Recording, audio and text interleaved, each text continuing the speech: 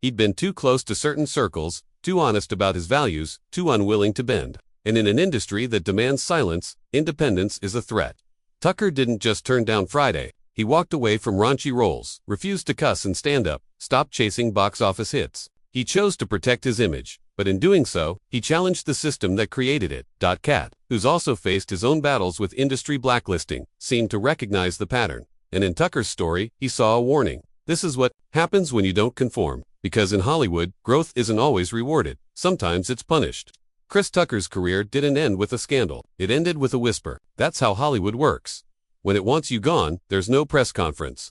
No black and white statement. Just fewer meetings, less urgency, calls that don't come, and eventually your name disappears from casting tables. Not because of anything you did, but because someone in power decided you're no longer safe. For Tucker, the shift was subtle at first. Studios stopped offering him starring roles. Talk shows, which once welcomed him like family, no longer booked him. Producers who used to chase him with multi-million-dollar deals suddenly moved on without explanation. It was like the lights dimmed around him, not all at once, but one by one. And if you've watched how the industry operates, you'd recognize the pattern. The most powerful people in entertainment rarely destroy you publicly. They do something more efficient. They stop calling your name.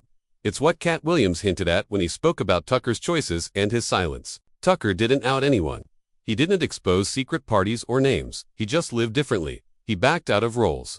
He refused scripts. He became unpredictable in a business built on compliance. And that alone was enough. Because in Hollywood, gatekeepers don't need a reason to shut you out. They just need you to stop being useful, or worse, to start thinking for yourself. Tucker was also close to too many high-profile figures. Michael Jackson, whose name alone is polarizing. Bill Clinton, forever tied to Epstein. Even Jackie Chan, who carried international clout and Chinese political connections. In any other world, those relationships might be assets.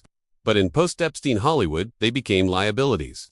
What made it worse was how the people around Tucker reacted, not with outrage or defense, but with silence.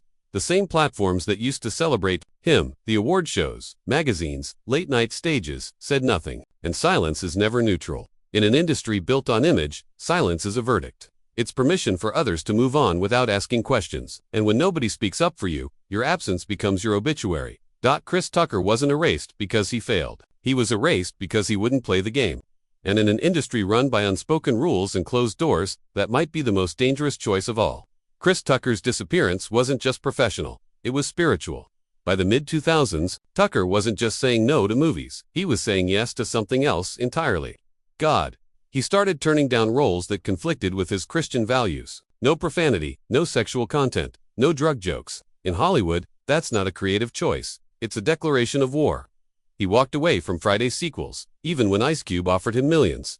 He stopped chasing mainstream comedies. He stripped his stand-up of all cursing, even if it meant playing to smaller crowds. While other comedians were cutting deals with Netflix, Tucker was rebuilding himself from the inside out slowly, intentionally, and quietly. But it came at a cost. Hollywood doesn't like boundaries. It rewards actors who are flexible, who will play the game, wear the costume, say the line, do what's asked. And when you suddenly step outside of that, the machine doesn't confront you. It simply stops seeing you. And then there was Michael Jackson. Chris and Michael weren't just friends, they were close. Tucker would visit Neverland, perform at Michael's birthday parties, and stand by him publicly when few others would. He even appeared in Jackson's 2001 short film for You Rock, My World. During the very period Jackson was under the media microscope, most celebrities distanced themselves from Michael. Tucker doubled down. He was talented, but he was brilliant, and he was just an amazing person. Always kind to me. It was loyalty. But in Hollywood, loyalty to the wrong person is career suicide.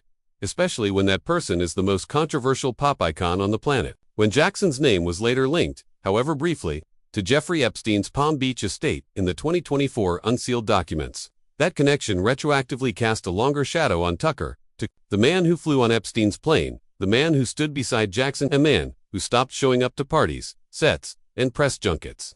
To the public, he was a ghost. To the industry, he was a problem.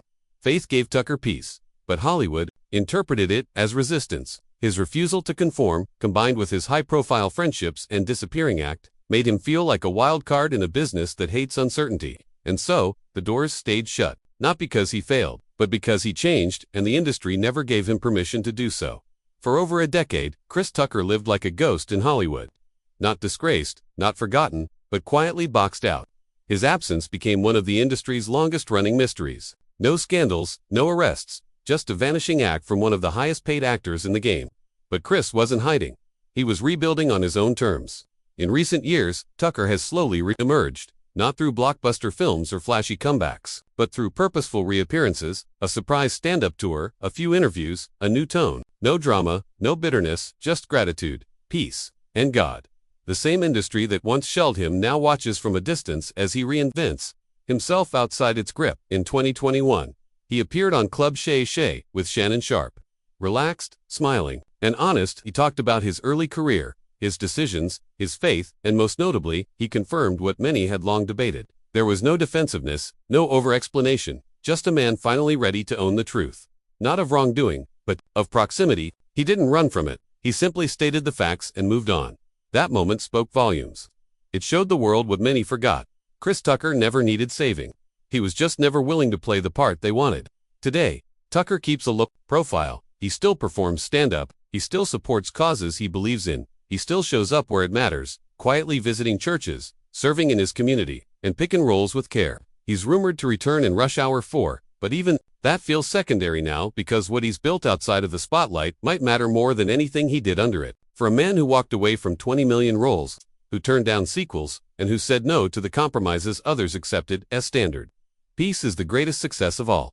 Hollywood couldn't cancel him because he never gave it the chance. He left before it could decide for him. And in a world where silence often follows scandal, Chris Tucker's silence came from something rarer: conviction. He may never reclaim the throne he once sat on. He may never explain everything he saw or everyone he knew. But in choosing over spotlight, he left behind something far more dangerous than controversy. He left behind truth. Chris Tucker's story isn't just about a man who walked away from Hollywood. It's about what happens when you do. His disappearance was never about failure, it was about choices, about lines he wouldn't cross, about rooms he wouldn't enter, about contracts he wouldn't sign. Even when the price tag reached $25 million. To the industry, that kind of defiance is unacceptable. When you're at the top, they expect you to stay in line, smile, perform, play the game. But Tucker didn't play. He prayed. He stepped back. And whether it was faith, intuition, or plain self-preservation, he exited an industry that in hindsight has devoured many who stayed. He was in rooms with the most powerful people in the world. Clinton, Jackson, Epstein. He flew on a jet tide. 2. The most disturbing criminal conspiracy in modern memory. He stood beside a musical genius who was beloved and accused in the same breath, and he survived it all. But he survived quietly. Not with a tell-all. Not with a podcast or documentary. He didn't try to clear his name because he never gave them a scandal to exploit. That in itself is rare. What makes his silence powerful isn't that it hides something, it's that it holds something. Something sacred. Something the machine couldn't monetize, twist, or sell back to us. It's a refusal to hand his life story over to people who only care about headlines. And yet, by refusing to speak, Tucker left the public to speculate. Was he blacklisted? Did he see too much? Was he punished for walking away? The truth is probably simpler and scarier at the same time. He knew what Hollywood really was, and he chose peace over power. People like Katt Williams saw it, felt it, respected it, because in an industry that thrives on ego and compromise, Chris Tucker became a rare example of something else: integrity. So when fans ask, what happened to Chris Tucker? The real answer might be nothing happened to him. He just refused to let anything happen to his soul. In a world where silence usually means guilt, maybe his silence was the purest form of resistance. And maybe, just maybe, that's why they made sure he disappeared. Anyway, that's it for this video, folks. Bye. Chris Tucker's Hollywood story, simplified version. You knew Jeffrey Epstein, didn't you know? I did. You know, we flew with Bill Clinton and a lot of different people. Well, that was a charity trip to Africa. Yeah, I did. I met him on that trip. Chris Tucker thought he was going on a good mission to help people. Instead, he walked straight into the world of the most powerful bad guy in modern history. You never went to that island, did you? No. No way. I don't know where that place is. He said he never went to Epstein's island, but the damage was already done. Chris Tucker was that friend. And according to Katt Williams, that friendship cost him everything. That one sentence changed everything. Because it didn't come from a gossip magazine, it came from someone who knew the game from the inside. So, what really happened to Chris Tucker? What did Epstein's plane have to do with it? And why has Hollywood stayed so quiet? In the early 2000s, there was no one funnier or more popular than Chris Tucker. After becoming famous with his big role as Smokey in Friday, he became a worldwide star thanks to Rush Hour. Working with Jackie Chan, his charm, funny timing, and fast-talking style created a movie series that made almost $1 billion around the world. Who are you? You. No, not me. You. Yes, I am. You just answered the damn questions. Who are you? I have told you. By 2007, Rush Hour 3 had made him the highest-paid actor in Hollywood, earning $25 million for one movie, and an extra $25 million. Tied to how much money the movie made, no social media, no PR campaigns, just pure star power. And then he disappeared. There was no scandal, no lawsuit, no big fight on set. One of the most bankable stars of the decade just slowly stopped appearing in movies. His name disappeared from casting lists. The roles dried up and fans were left wondering, why did Chris Tucker walk away at the top of his game? For years, the answer was wrapped in mystery. Tucker gave few interviews, often smiling off the questions or giving vague answers about family and faith. But behind the scenes, something was changing. Hollywood insiders whispered that he had become too picky, that he turned down Friday sequels, that he refused to curse or do sexually suggestive scenes or even wear certain clothes.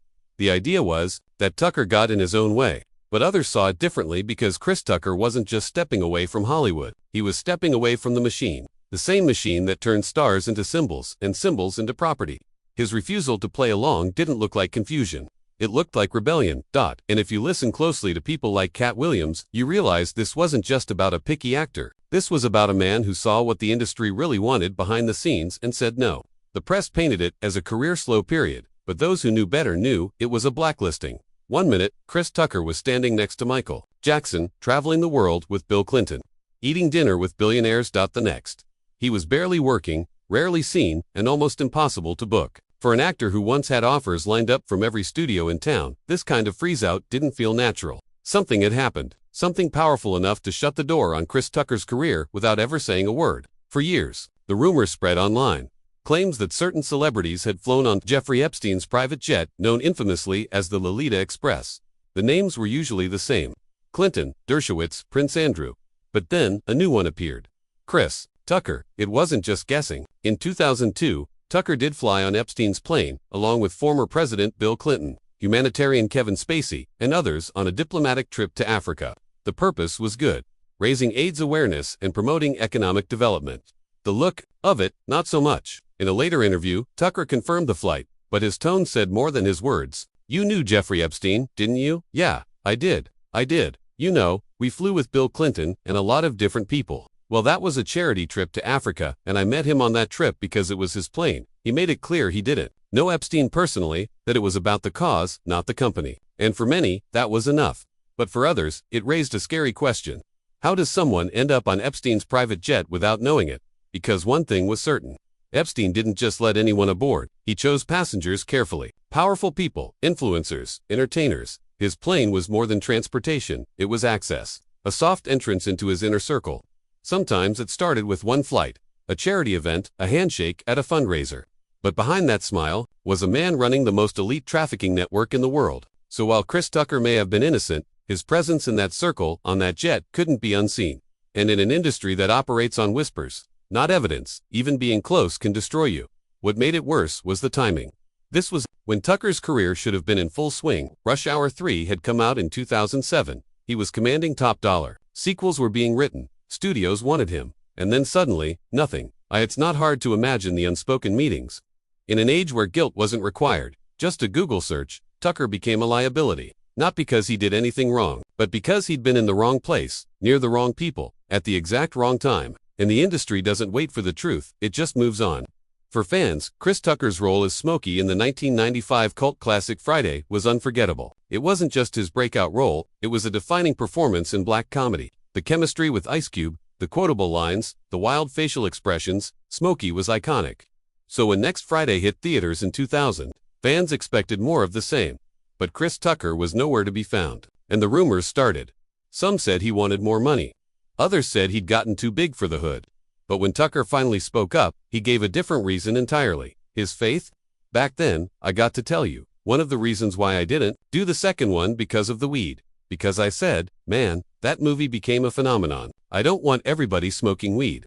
For some, that was admirable. For others, confusing. Turning down a 10 to 12 million sequel because of personal beliefs. In Hollywood, that kind of decision isn't just rare. It's a career risk. And in Tucker's case, it wasn't the only one. Because while the media focused on his spiritual growth, one voice was calling out something deeper. In his 2024 Club Shay Shay interview, Katt Williams dropped bomb after bomb about Hollywood's double standards, hidden rituals, and quiet blackballing. And when the topic turned to Chris Tucker, Katt didn't hold back. He didn't accuse Tucker of anything, he didn't call him out, but what he did do was shine a light on how certain actors are erased for refusing to play along. That one line said it all. You see, the late king of pop, who died in 2009, has been in the headlines. Not for music, not for new allegations, but for a quiet mention in sworn testimony by a former Epstein employee and victim, Johanna Schoberg. According to the court transcript, she was asked directly if she had ever met any celebrities while working for Epstein. Her answer was simple, no hesitation. She said, I met Michael Jackson at Epstein's house in Palm Beach. Asked whether she massaged Jackson, she said, I did not. The damage was done. Jackson's name, long connected with scandal, but never conclusively convicted, was now forever connected to one of the darkest criminal empires in modern American history. The Jackson estate offered no comment. The mainstream media ran quick headlines, but stopped short of deeper analysis. And yet, in the online trenches, the questions erupted. Why was Jackson at Epstein's Palm Beach mansion? Why did this only come out 15 years after his death?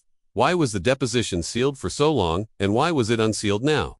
Author and legal expert Brad Edwards later confirmed that Jackson's visit had been known to some investigators for years. In his 2020 book, Relentless Pursuit, he wrote, even the king of pop himself, Michael Jackson, had been enough of an Epstein acquaintance to pay him a visit in Palm Beach while Johanna was working there.